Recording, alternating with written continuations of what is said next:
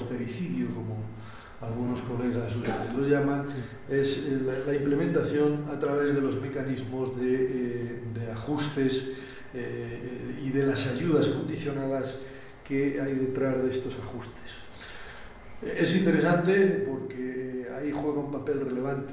la Comisión Europea con el apoyo del Fondo Monetario y, por supuesto, del Banco Central Europeo, donde los escasos mecanismos de apoyo,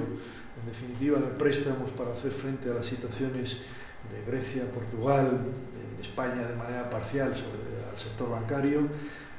bueno, tienen una condicionalidad de cambios, exigencia de cambios profundos en el entramado institucional de algunos de estos países a los que se acude al rescate. Es interesante porque el enfoque sigue siendo un enfoque que solo trata de compensar a corto plazo los desequilibrios que se producen en estos países, profundizando en el ajuste vía rentas, profundizando en la devaluación salarial. Por poner un ejemplo, que obviamente conozco un poco más en detalle, que es en el caso español, la condicionalidad del ajuste, el ajuste bancario, el ajuste parcial,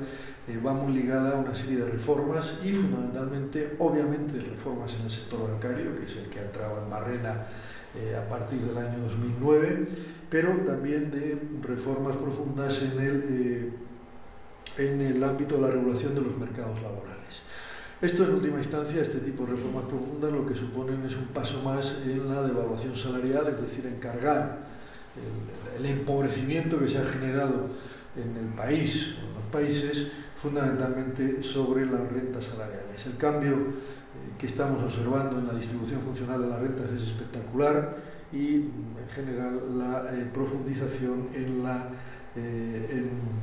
el empobrecimiento de ciertas capas de la población y en una perspectiva muy regresiva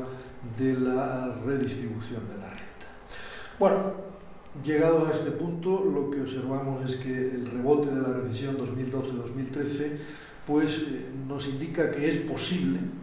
que las crisis no se desarrollen linealmente, que hay un suelo, sino que hay un suelo de rebote y se puede volver a caer. Y esta es la pregunta que nos estamos haciendo en este momento, donde algunos indicadores macroeconómicos parece que apuntan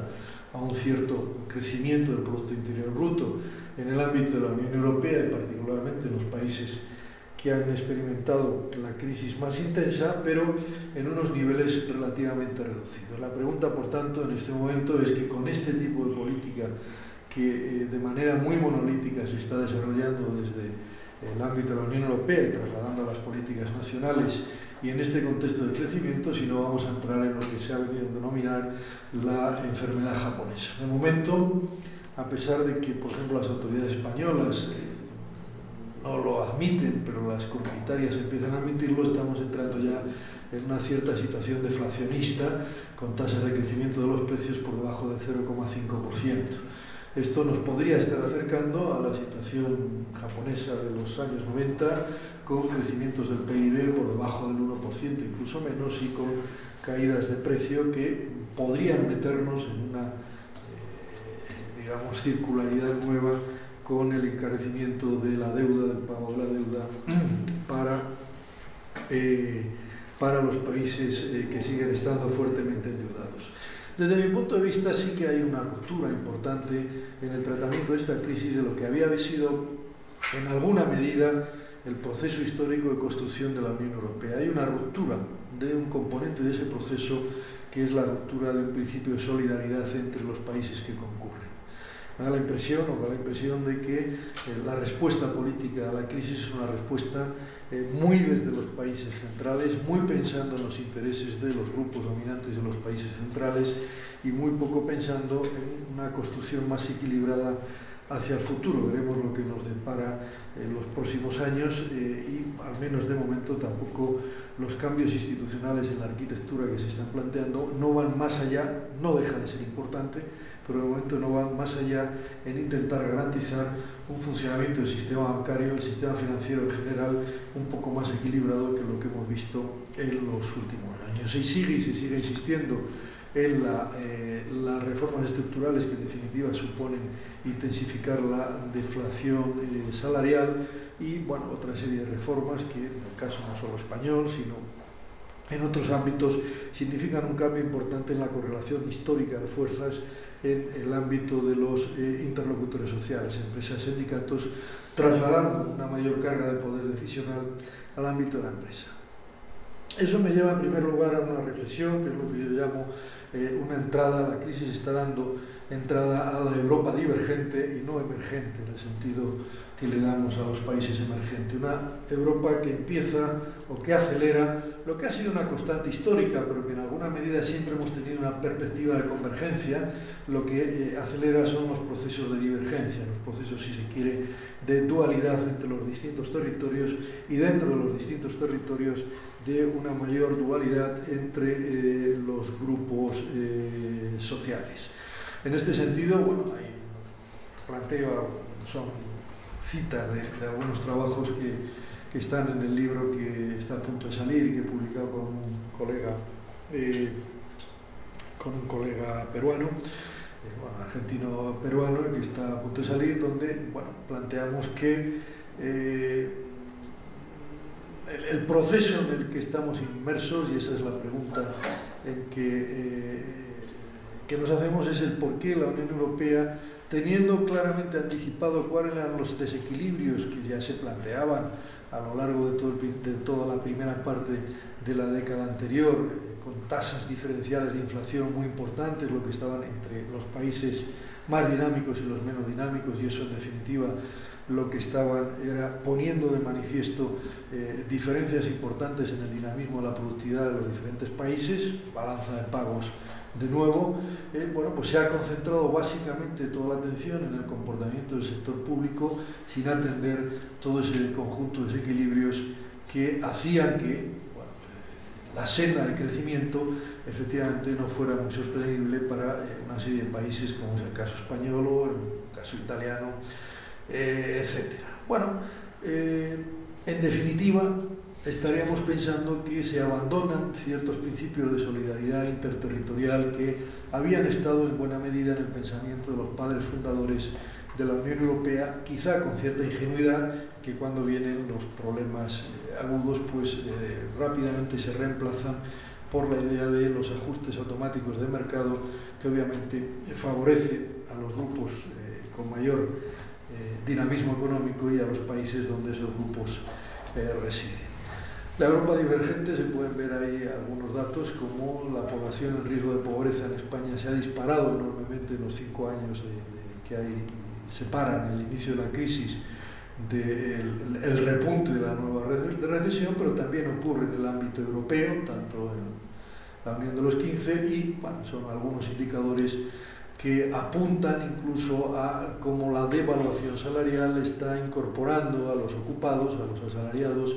a los indicadores de riesgo de pobreza de una manera relativamente acelerada. Este es uno de los mecanismos que se está introduciendo a través de las reformas estructurales que condicionan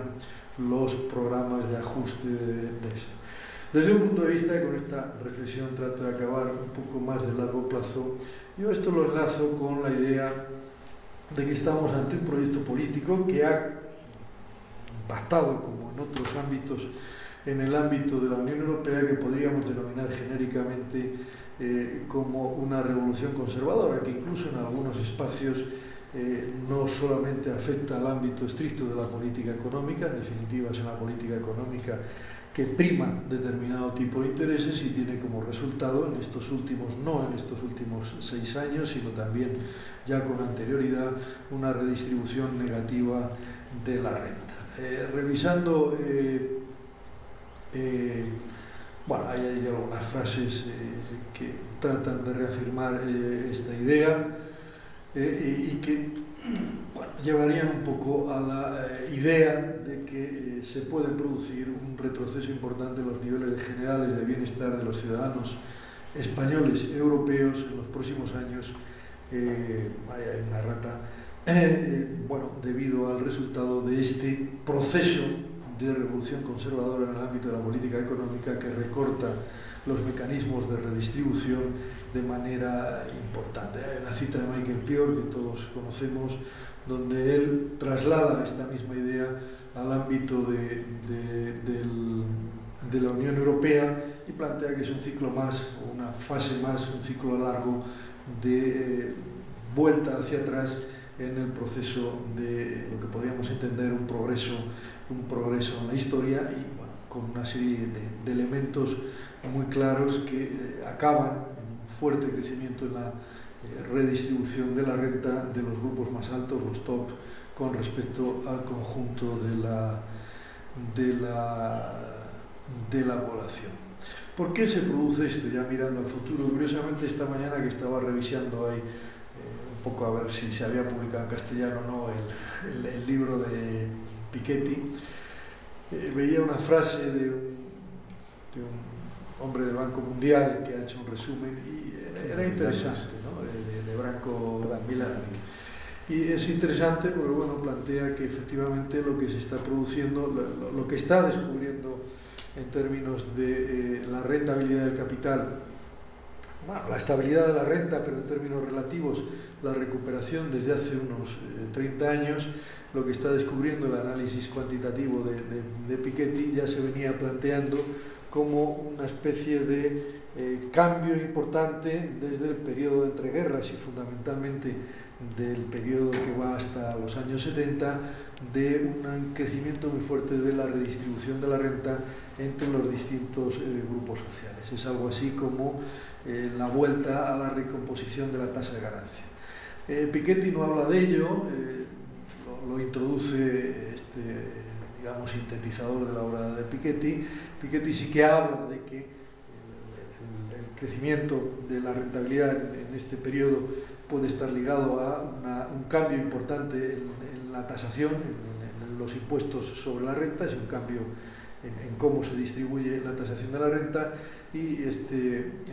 Milanovic introduce también la idea de que lo que se ha perdido desde los años 80 es un cierto miedo a que la revolución socialista pues ha desaparecido de la historia y por lo tanto el pacto subyacente que había desde los años 40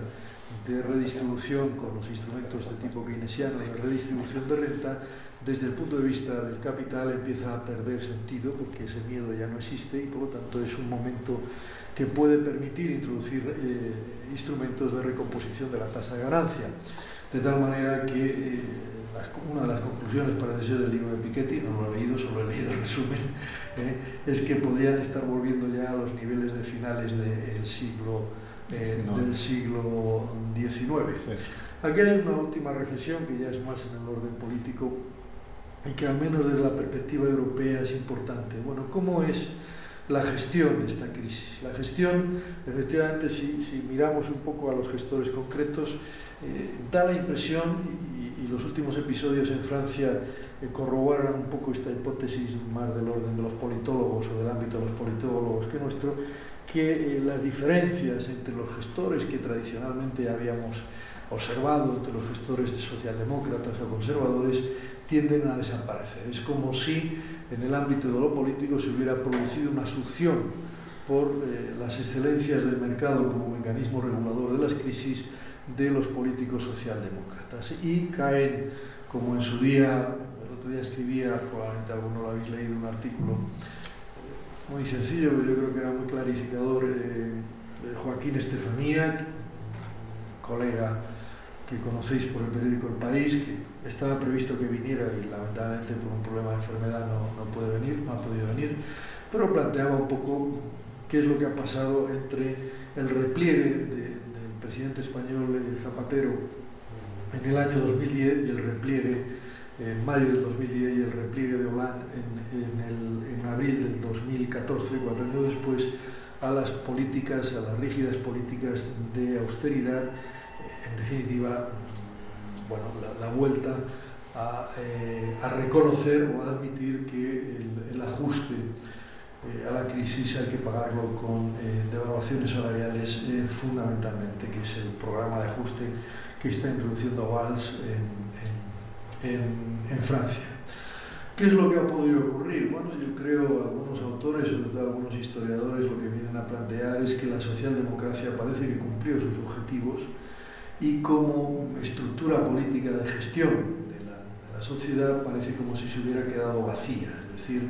una vez que construimos el estado de bienestar, el planteamiento socialdemócrata es un planteamiento reformista, no de radical enfrentamiento al modelo de economía de mercado, modelo capitalista de economía de mercado. Bueno, una vez alcanzado ese objetivo parece como si se hubiera quedado sin objetivos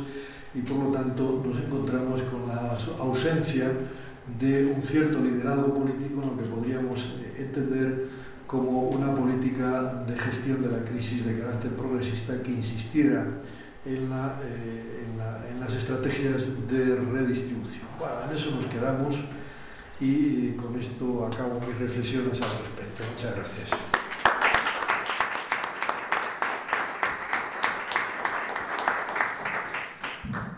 Bien, creo que tenemos muchas ideas. Seguramente todos han estado pensando en México cuando estaban escuchando los problemas económicos y políticos de la Unión Europea. Corresponde ahora que pasemos a la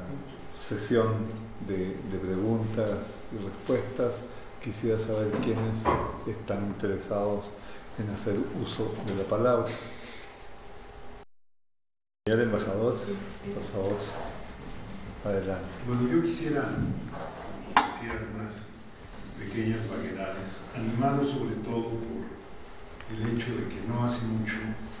tuve oportunidad de presentar un panorama de conjunto de la coyuntura económica internacional con énfasis en Estados Unidos y en la Unión Europea. Y lo que he escuchado esta tarde, tanto de Carlo como de Santos, permiten penetrar mucho más en lo que dicen o hacia donde apuntan los indicadores de corto plazo que se están manejando para tratar de ver qué pasaría en lo que resta de 2014 y qué viene para 2015. Aquí, por fortuna, los dos enfoques permiten quizá reflexionar más adelante en un plazo más amplio, pero por desgracia confirman algunas de las hipótesis de lo que en el primero de sus encabezados Santos denomina tiempos sombríos. Pareciera que se está todavía en un momento en el que la perspectiva está dominada por la continuidad de estos tiempos sombríos, más de que se imponga la evidencia de que, como dice el Fondo Monetario este año, ya se le ha dado vuelta a la esquina y vamos en un camino diferente. Por cierto, voy a subrayar que encontré muy acertada la expresión de el suicidio austerismo o alguna forma, una construcción parecido. Austericidio. Sí, austericidio, que se empata con varias otras que se han venido poniendo de moda y que se han usado, por ejemplo la del sadomonetarismo, que alude a estas políticas en que se insiste en que hay que castigar los excesos del pasado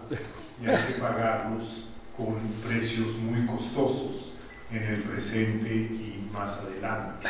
sin justificar en realidad que esos excesos hayan sido instrumentales para explicar lo que ha ocurrido a raíz del inicio de la Gran Recesión. Lo que yo quisiera señalar son un par de cuestiones adicionales que, como el enfoque fue básicamente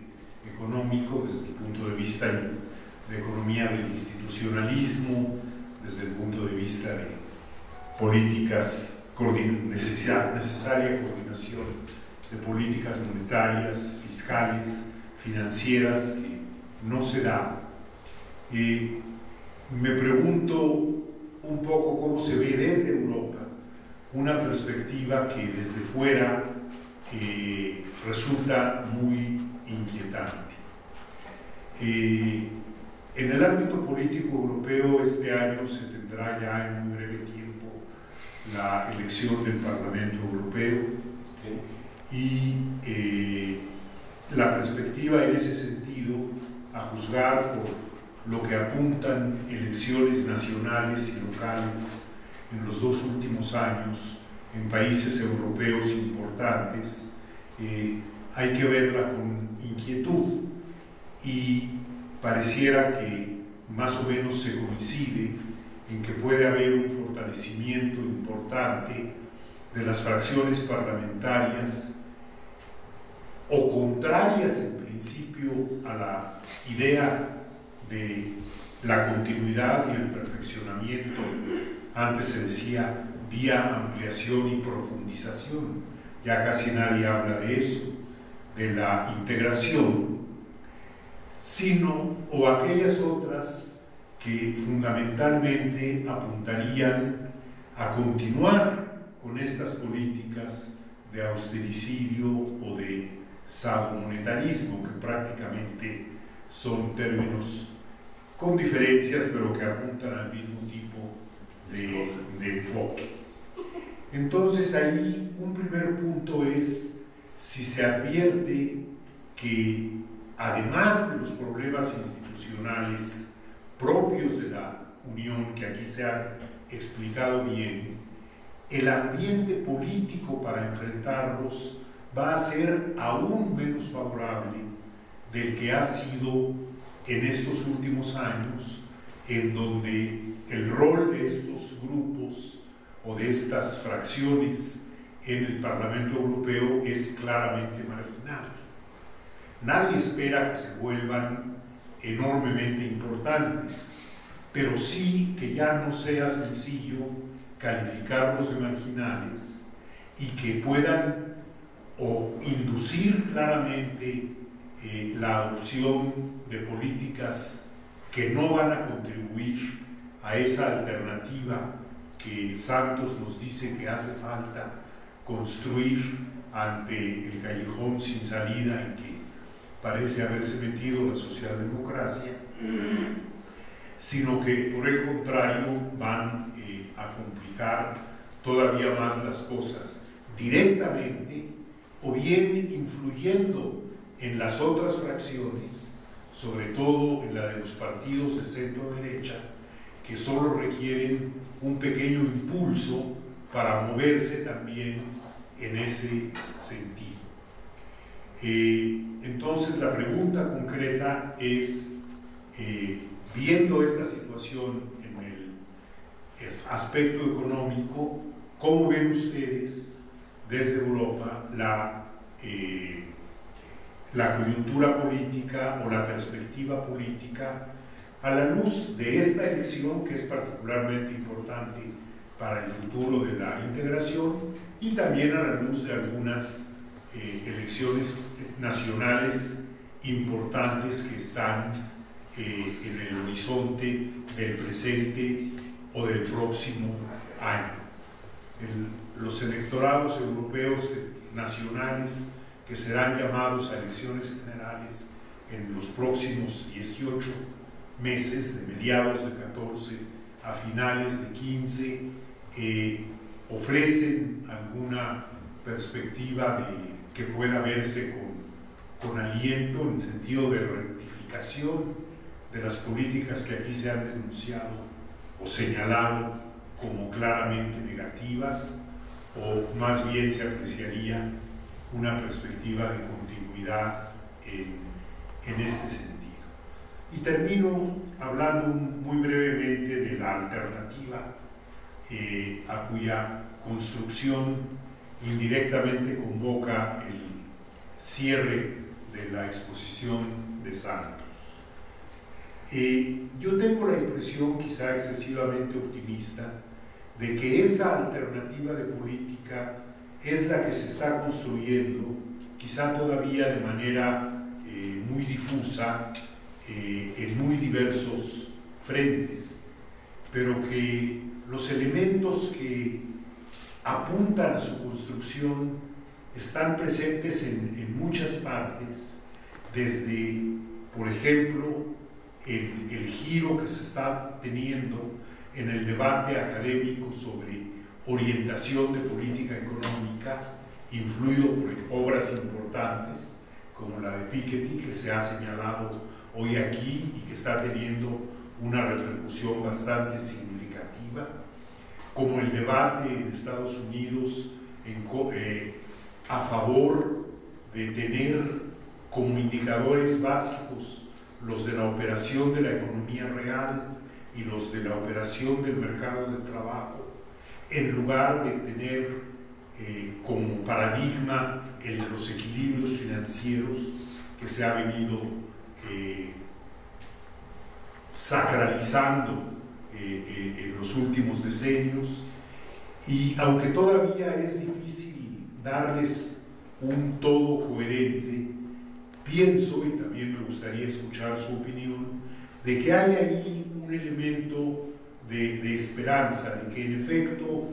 en la academia, en algunos grupos políticos, tanto en la sociedad civil como en algunas organizaciones, están apuntándose estos elementos que señalan claramente el carácter contraproducente de las políticas de los últimos años, señalado también en las exposiciones de hoy, pero el hecho de que sí hay compatibilidad entre los objetivos de restauración de un crecimiento económico que vaya más allá del crecimiento reptante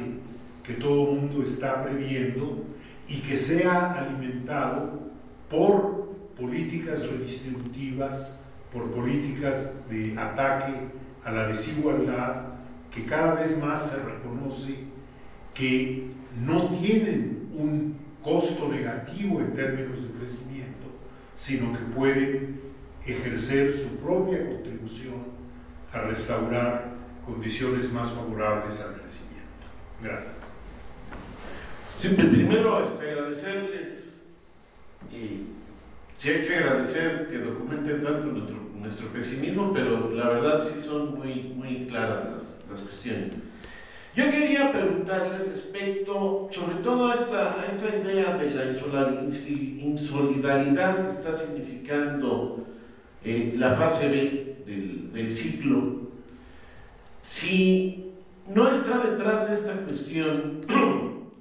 porque se insistió desde el Fondo Monetario Internacional, se ha insistido desde muchos movimientos sociales,